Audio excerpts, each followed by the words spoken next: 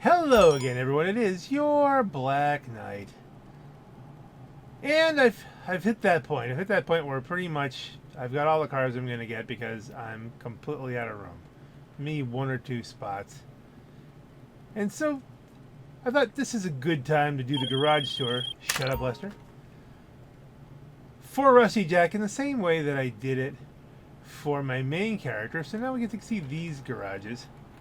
Might go a little more quickly because there's some these aren't as storied, perhaps. Now this one has a story. All right, we're talking a beater Dukes that say, why'd you go with green?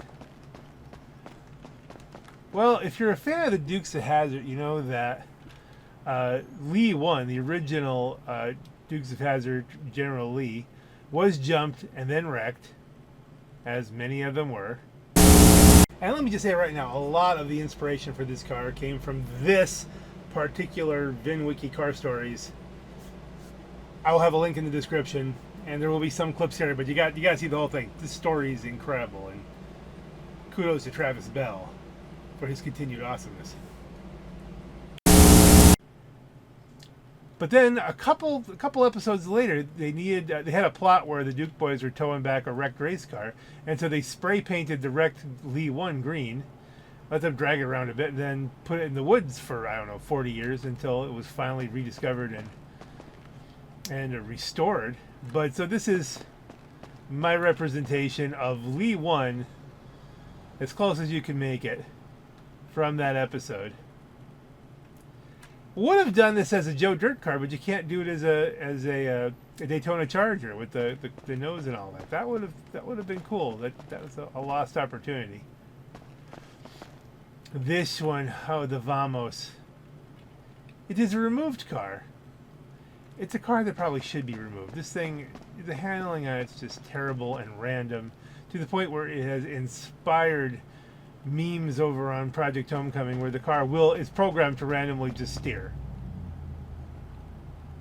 I'm loath to get rid of it because it's so bad you have to have one. It's that kind of feeling on it. It's a collector's point, so you can experience this. And I believe it's a removed car. Not a bad looking car though. Not a bad looking car. And of course, you have to have your Fast and Furious references every once in a while. The Jester class. I have to look up some of the names on these. It's a Jester class. I knew it's a something, but So we have a Jester Classic that was pretty much thrown together. Another car you can't hardly get now is the Retro Custom. That's a keeper. This is one of those cars growing up that you just, in my youth, that you just loved this style of car. It was, you had to love the 911. And a wide-body 911, it speaks to itself, you don't have to explain this one. It's just cool. Faction Custom Donk. The creamy seaman's favorite, Captain's Log. Thick man-sized chocolate candy box. Wrap your lips around a captain. It's just too funny. And you know me, I've got an attachment to the Donk. It's to the faction in itself. The whole mid-'80s Buick kind of thing. Speaking of which, this one's an actual real vehicle homage. When I was driving my white Buick, which you guys have seen so often that my grandfather had let me drive, it was his car, and I used to drive it all the time. He had got himself another '81 Regal, which pretty much approximates this one. I mean, it was same year. That one had a V8 in it. It had a V8 that was just never tuned right. Boy, that car it was way weaker than my 3.8. There was just something 100% not right with it. And I remember he was in a minor collision where it screwed up the front end. And so Dad and I put it back together. But no, we never really did get the headlights aimed right. So the regular beams were aimed like high beams, and the high beams were aimed kind of straight and to the left a little bit. So what would happen is if you flashed your high beams, you would direct them directly into the oncoming driver's face. I nowhere to lie. And so people come up to you and you're driving with your low beams and they look like high beams. So they'd flash their high beams at you in anger and you'd flash them back at them and they'd drive into the bushes basically. It was just, or you get at least a good flinch out of them. That car, I only drove it a few, I didn't drive this regularly, but it was definitely a thing. It was a car drive. It was an experience. And I remember driving up through the dark roads of Montvale and boy oh boy. You could darn near kill people with that car. It's a safer world if that car is gone. And of course we have to have a Voodoo, and this is a Voodoo geared up like the ones in Grand Theft Auto Vice City. Not too much to say there. It's a good looking car. I like it. Now this Cadillac, it's a unique thing that they actually picked this car to put in the game. I mean, on the one hand, it's kind of a bland Cadillac, but it does. It does meet an era, and it was a good car as far as I know. It was comfortable and it performed well, and it makes for a good lowrider. I don't know, maybe they had supercharged ones back then. I mean, Cadillac got into that a little bit later on, but maybe. Gotta have it. Love the color. I was in a diamond blue kind of mode for a little while, as you can see here. This is this is more of a Ron livery kind of thing. Again, I believe, what the heck? Yeah, the Pegassi FCR 1000 I think is removed. You kind of assume everything's removed anymore, that it will be. I just, as I'm recording this, I just put up the video about all the races removed and all the other modes removed to make way for the attack on ATT-16, which by the time you see this may be gone. Who knows? Tyrus, it was a funny thing. Like, I didn't own a Tyrus for a long time, and I finally thought, I've got to have a Tyrus.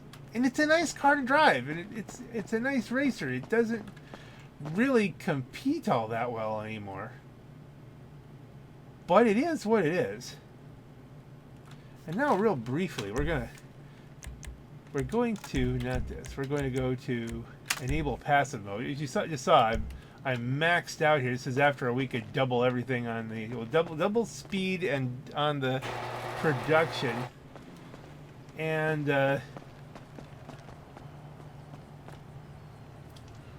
double money on the nightclub, so I have to go clear that out. We'll probably have to throw somebody out here. This is where I keep my Deluxo, because I was using it for nightclub popularity missions for a long time. Ruining the vibe. Okay, well, let's get our 250K. We're gonna have to rebuild this. I mean, there is probably a lot of money still in the still to be sold from the nightclub itself. Oh, it's never an emergency. It's very hard to completely max out.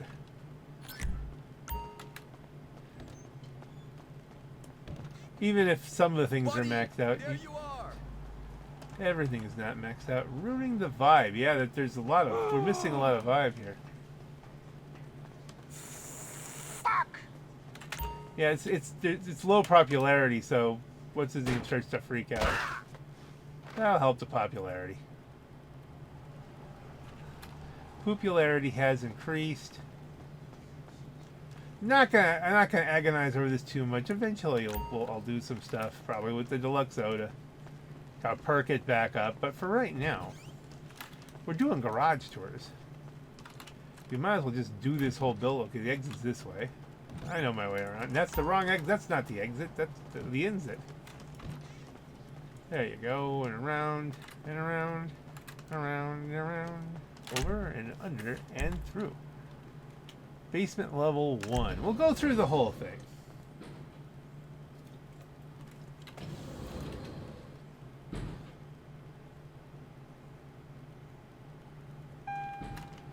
And of course, these were repainted back when there was the big E-Cola versus Sprunk battle, and I can't remember if this counted towards the points if you did them in Sprunk Crew, but I've kind of kept them in Sprunk Crew. Of course, it's Crew over Chrome over Winter Camo. You'll notice I don't put the giant missile launcher on the top of the big truck because you can get stuck places. And that's, they're the same as everybody else has. Very useful. One of the nicest additions to this thing. To this game, really. Especially to the Nightclub. The Club of Night. These garages, sometimes it's just a potpourri, you know? Now, I did kind of go with this dark blue, orange kind of look. Again, kind of matching the shirt. It's a little bit of, so it's a little bit off. I could tweak these up so it matches better. But this is before I really had the outfit going. But I was going for orange. I thought orange over toothpaste was kind of a thing. And night check. Apparently you can race these. I have to try that at some point. Insurgent Pickup Custom, the Karuma. These were my bread and butters here that I kept going. I have a Neon. I've never had good luck racing a Neon, even though I should. It's a good car. Lacks a good bit of modification though. Like, I don't even think this has a livery. They should really put some liveries on the Neon. That'd be good. Love the build on this A11. I don't know what it is. It's the rare use of brown with some muted blue. It's just a little bit less crazy, and therefore it looks. I like this. It's just something I like. This is just crazy all the way. The what? The Broadway? Broadway. Gotta love a Broadway. You gotta love, this is what you go to the car show to see, you know? Beautiful car. Bread and butter again. I guess we could call this the bread and butter garage. I haven't named any of my garages yet, but this is the bread and butter. This is my main racer for supers. It's, the Emirates is just not the Emirates. The Krieger is just a thing. The Krieger is the GOAT. It's the go-to as far as I'm concerned. It's not the best top speed. It might not even be best for stunt races on the meta right now, because that's probably the XO. But it handles better than the XO, and I have less trouble with it, and I like driving it. So, Krieger, baby. Krieger! Yes, it's in short. The Drift Yosemite, I can't remember if I think I upgraded this to actual drift tuning. So this could be used in drift races. So this is my go-to for drift races. Bread and butter. Beautiful truck. Gotta love it. And of course, when you don't want to go speed racer, just go with like a good color. And I like this. And I think I was originally gonna do blue, but on my way to blue, we hit this olive green. I'm like, that's nice. Gotta love the scramjet. Well, I mean, I'm not making you, but I mean, it's one of those things. Basement level 3.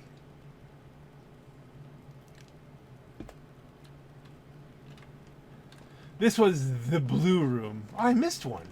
I missed one up on the previous. Hold on. A very important car. We missed one. Because in all of that, we missed the Easter special. The Thrax. It's a good car to race. I like the Thrax. I think the Thrax gets way underused. But yes, this is geared. It was geared up for Easter, and I've never put it back. But this was originally one of the blue cars, as I recall. Let's go down and look at the blue cars. The blue car on level 3.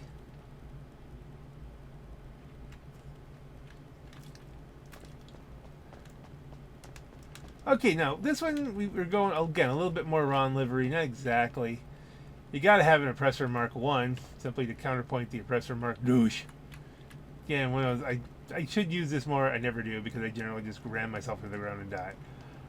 Okay, this is my D10, and it's a dark blue, but still, it's a blue Corvette.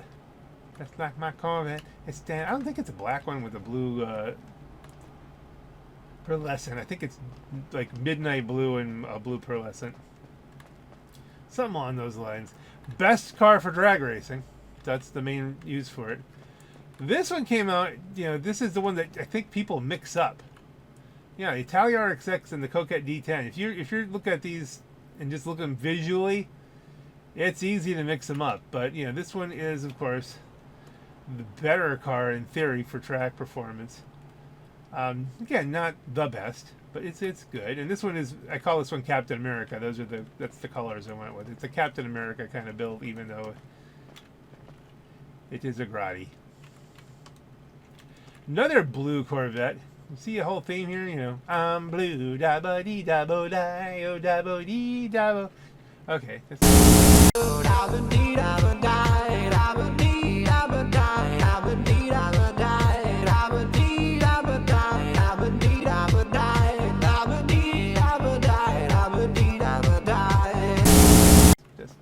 like my Corvette is standing outside.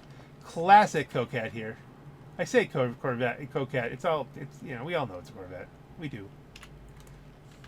Another blue Corvette. Blue like my Corvette. It's standing outside. Again, this is the black VIN. Now, this is the original kind of Gen 1 or Gen 2 Corvette. A little bit newer than the one they just released, the D1. Black VIN's a nice car to drive. It really is, and it sounds good. It looks good. It sounds good. It's what you want. The Tulip, you'd be forgiven if you thought this was the Vamos, but the Tulip drives a little bit better. It's a 4-door muscle car, and it has all the coolness. I think this was when I was in my Mid-Valley Spartans phase of painting cars with the blue and white. Now the limo, this is my orange. You know, they say, well, why isn't this one blue? This one was, you know, this matched originally what my other vehicles were in one. All the trucks were originally this color, so I still have it that way. All of my delivery trucks, and so this was kind of delivery for the nightclub for a while. But I'm always open to changing this up. Penetrator,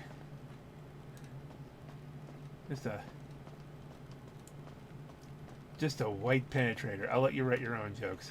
Good car. This is, of course, my homage to the Prostitute's Lamborghini.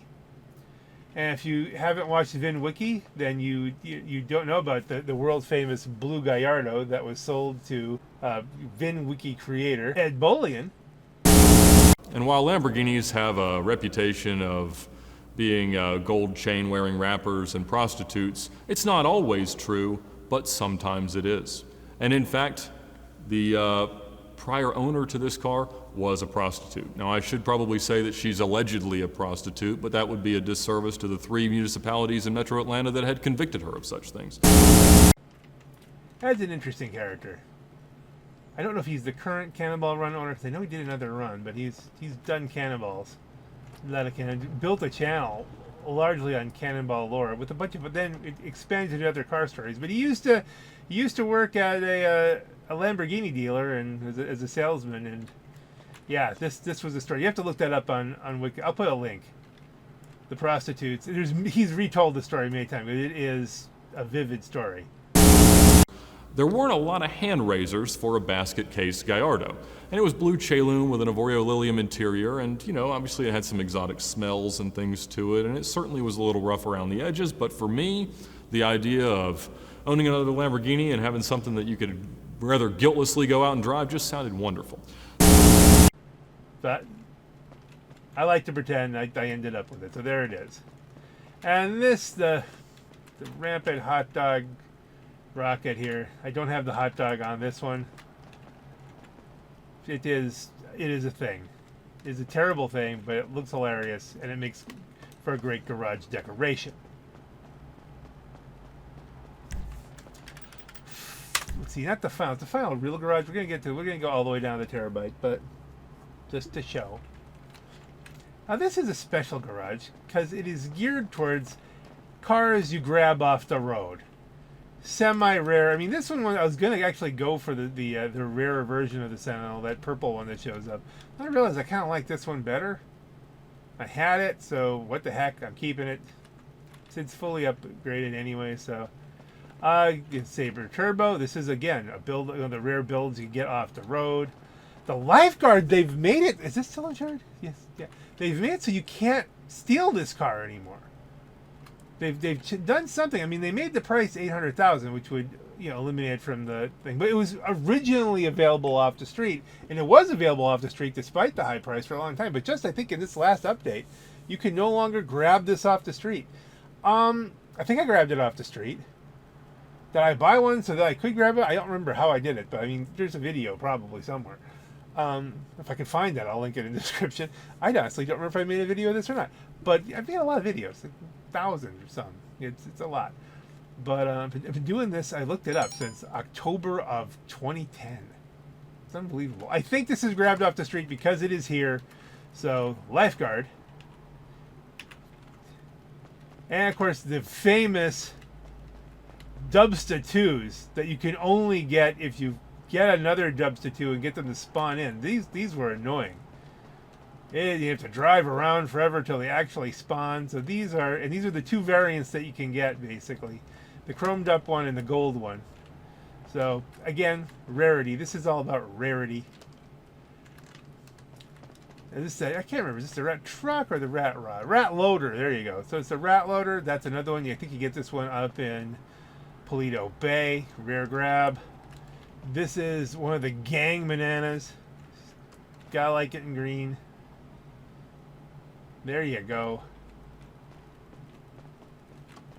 The Phoenix. I mean, oddly enough, this is supposed to be one of the least owned cars in the game. It's not that rare. I don't even mean like this rare version of it with the big wing and all that in this particular color scheme. I mean, no one owns a Phoenix. No one keeps. I have one on both characters. I like the car. It's a good car. It is beautiful. How do you not love it? How does not everybody want a Trans Am? It's just wrong. Guys, go out, grab a Trans Am. They're off the street. You can only get them off the street. One of the few cars that are still like that where you have to grab them. And then, of course, these XLs. You know, the Sand King XL. These are the two variants you can get out in... Is it like Grapeseed? I forget where it is. It's the middle of the map. You have to spawn them in with another one, but they come in these rare... It's a way to make money. It was an early way to make money. I got a garage out there, I would just milk these until I had cash. And I keep those two for sentimental. I keep all this for sentimental value. Theoretically, I could liberate all of this because you can always steal. Well, you can't steal this back again. But no, I'm keeping them. That's how I like it. There's no point in doing anything in this game that I'm like miserable about. So I'm just gonna do what I want to do. Do what I want to do.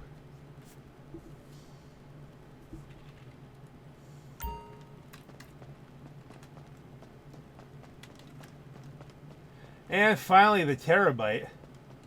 Not quite finally the Terabyte. Which this does match the whole shirt and pants combo. Very useful vehicle. Let's go inside.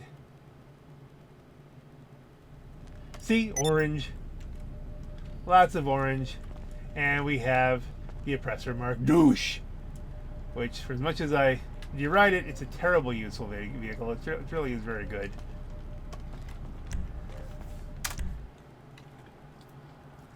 And I think I'll keep this one a little. I'm not gonna do an hour's worth of this because that won't hold your attention. We're gonna break this out little by little. You know, not entirely little by little, but I mean that was a pretty good chunk. The next one I might do a bunch of the regular garages. This regular garage and this nightclub garage are actually physically tied together. So I felt like this was one garage tour of different levels. That's how I think about it and feel about it. But you can look for a series of these as I kind of wrap up my car ownership here. Because, I mean, this is going to be it, I think. For a long while until something changes in game. So we might as well, let's document it. Half of what I do is just documenting this stuff for myself for the future. You know, it just is what it is. And on that note, folks, especially since it's now 9:31 and I have a 10 o'clock appointment with the chiropractor. This is your Black Knight. Have a great night. What do you say? We lost him.